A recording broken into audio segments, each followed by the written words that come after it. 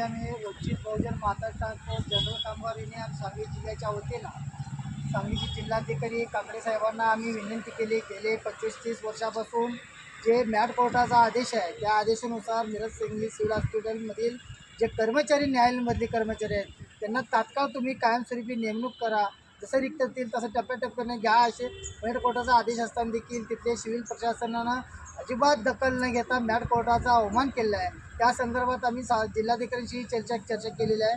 आमचं म्हणणं एवढंच आहे, आता मिरज सिव्हिल हॉस्पिटल रिक्त जागा आहेत म्हणून सरळ सेवा भरती काढते आहे।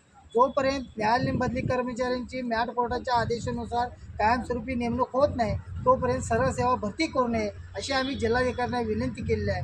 तरी देखील जर भरतीचा कुठली हालचाल जर प्रशासनाच्या त्याकडे वतीने दिसले तर आम्ही जिल्हाधिकारी आणि सिव्हिलचे अधिष्ठाता सिव्हिल प्रशासन अधिकारी यांच्या विरोधात कायदेशीर लढाई लढू आणि आम्हाला न्याय मिळाल्याशिवाय आम्ही शांत बसणार नाही आणि आमच्या कर्मचाऱ्यांना तात्काळ त्या ठिकाणी प्रथम नेमणूक झाली पाहिजे ही आमची प्रमुख मागणी घेऊन आम्ही कोर्टात देखील हा विषय अगदी नेटानं आणि कायद्यांच्या चौकटीत मांडू।